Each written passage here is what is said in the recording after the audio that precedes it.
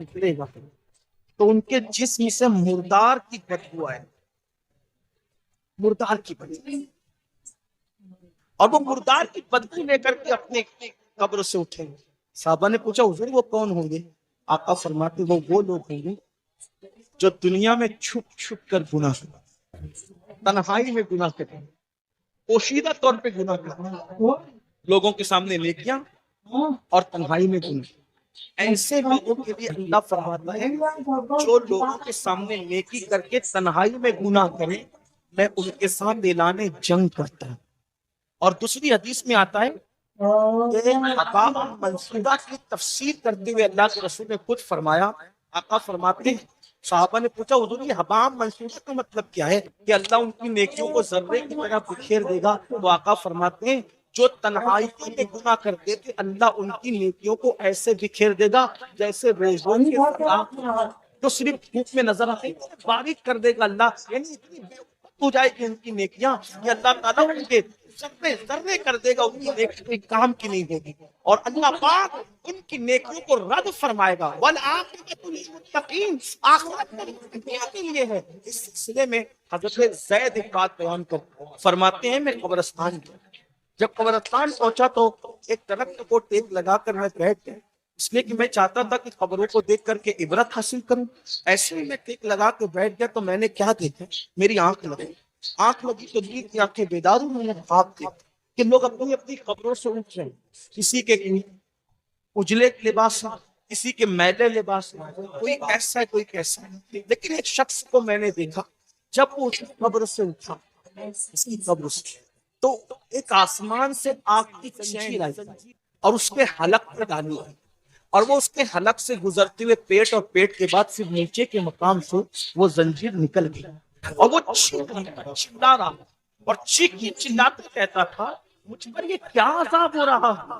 کیا میں نماز نہیں پڑھتا تھا؟ کیا میں روزہ نہیں رکھتا تھا؟ کیا میں رمضان شریف کے روزے نہیں رکھتا تھا؟ کیا میں کیا تھا؟ کیا میں اپنے سارے نیکیوں کو گنا گا اس کے مطلب تو بھولے گا وہ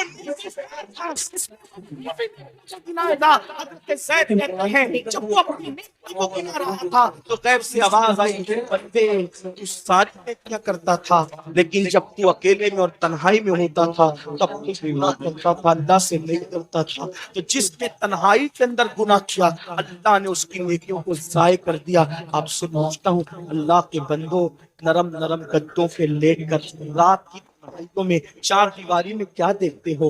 کون کیا دیکھتا ہے مجھے نہیں پتا، لیکن اپنے آپ پہ ڈوب کر کے سوچو، وہ گندی فلمیں، وہ گندے مناظر، وہ گندی تصویریں رند کی رند رہے، ہاتھ سے جنت نہ گئی۔ جو تنہائیوں میں گناہ کرتے ہیں اور لوگوں کے سامنے نیکیاں کرتے ہیں، قبروں سے اٹھیں گے تو ان کے بدن سے مردار کی بدبو ہوگی، اللہ ان کے ساتھ اعلان جنگ کرتا ہے، ان کی نیکیوں کو ریت کے ذروں کی طرح بکھیر دیا جائے گا۔ اپنے آپ پہ رحم کرو میرے بھائیوں، قیامت کے دن کون ہے اپنا سوائے مصطفیٰ جان رحمت کے؟ سب نے صف محشر میں للکار دیا ہم کو، اے بے کسوں کے آقا اب تیری دہائی ہے، ایک ہی سہارا ہے، اگر گناہ کر کر کے ان کا دل دکھا دیا، ان کو ناراض کر دیا تو بتاؤ اپنا کیا بنے گا؟ اللہ اکبر۔ میرے آقا مصطفیٰ جان رحمت صلی اللہ علیہ وسلم کے دیوانوں سیدنا فاروق اعظم کہتے ہیں لوگ چھوٹے اور بڑے گناہ کی بات کرتے ہیں، فاروق اعظم میں سمجھتا ہوں رسول اللہ کی دل کو تکلیف پہنچتی ہے، کرو حضور کا دکھتا ہے۔ اب آپ کو سے پوچھتا ہوں، چہروں سے داڑیاں منڈا کر پیٹرول میں پہنتے ہوں، فاروق اعظم کہہ رہے ہیں آقا کا دل دکھتا ہے۔ گندی فلمیں دیکھتے ہوں، فاروق اعظم کہہ رہے ہیں آقا کا دل دکھتا ہے۔ کسی عورت پر بد نظری کرتے ہو، آقا کا دل دکھتا ہے۔ مسجدوں کو ویران کرتے ہو، آقا کا دل دکھتا ہے۔ نمازوں میں سستی کرتے ہو، آقا کا دل دکھتا ہے۔ کسی مومن کو گالی دیتے ہو، آقا کا دل دکھتا ہے۔ ہے اتنا رسول اللہ کا دل قبر انور میں دکھاؤ گے اور اس کے بعد میدان محشر میں جب شفاعت کی بھیک لینے کے لیے ان کی بارگاہ میں پہنچو گے، اللہ نہ کرے اگر انہوں نے منہ پھیر لیا اور منہ پھیر کر کے یہ کہا او منافق جھوٹے، مجھ سے عشق کا دعویٰ کرتا تھا اور میرے دل کو چھلنی چھلنی کرتا تھا، میرے دل کو دکھاتا تھا، میرے دل کو تکلیف پہنچاتا تھا، بتاؤ بھائیو جب سب نے للکار دیا ہوگا تو اسی آمنہ کے لال کا سہارا ہوگا، میرے آقا علیہ الصلوۃ والتسلیم کی شفاعت ہوگی، اگر وہ بھی منہ پھیر لیں حالانکہ ان کے کرم سے ایسی امید نہیں ہے لیکن ان کی مزاج کی نزاکت بے چین بھی کرتی ہے۔ حضرت جگر مراد آبادی نے کہا تھا